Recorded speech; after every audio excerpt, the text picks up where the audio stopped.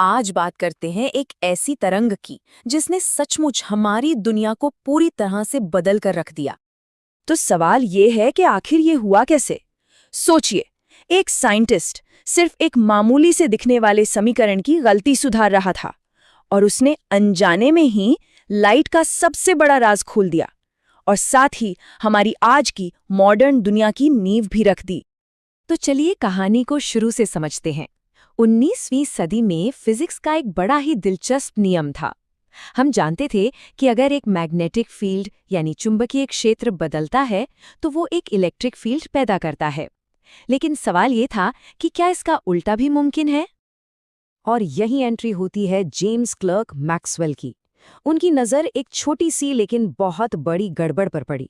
उन्होंने देखा कि एम्पियर का एक मशहूर नियम है, लेकिन जब उसे एक चार्ज होते हुए कैपेसिटर पर लगाते हैं तो वो फेल हो जाता है।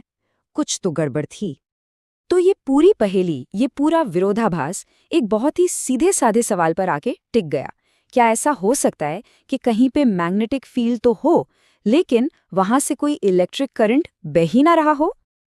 अब देखिए, एम्पियर का नियम तो बिल्कुल साफ साफ कहता था, नहीं, ऐसा हो ही नहीं सकता।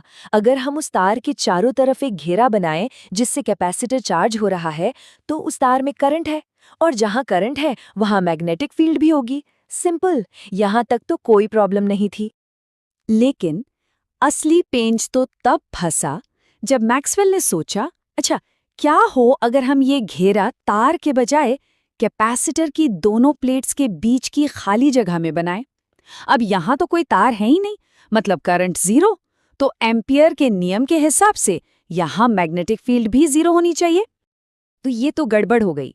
एक ही जगह के लिए दो अलग अलग जवाब। एक कहता है मैग्नेटिक फील्ड है, दूसरा कहता है नहीं है। ये एक खुला विरोधाभास था। इसका मतलब साफ था, एम्पियर का नियम अधूरा था। और इस पहेली को सुलझाने के लिए मैक्सवेल एक ऐसा आइडिया लेकर आए जिसने सब कुछ बदल दिया। उन्होंने कहा कि एक और तरह का करंट भी होता है, एक छिपा हुआ करंट, जिसे उन्होंने नाम दिया डिस्प्लेसमेंट करंट।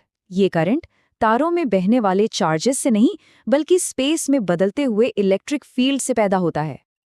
तो मैक्सवेल को समझ आ गया, कैपेसिटर की प्लेट्स के बीच की वो जो खाली जगह थी, वहां असल में इलेक्ट्रिक फील्ड लगातार बदल रहा था। और यही बदलता हुआ इलेक्ट्रिक फील्ड वो मिसिंग करंट था। ये एक नए किस्म का करंट था जो असल में बह नहीं रहा था, बल्कि एक बदलते हुए फील्ड के रूप में मौजूद था। तो अब देखिए तस्वीर कैसे साफ होती है। तार में बह रहा है नॉर्मल करंट और प्लेट्स के बीच की खाली जगह में है ये नया वाला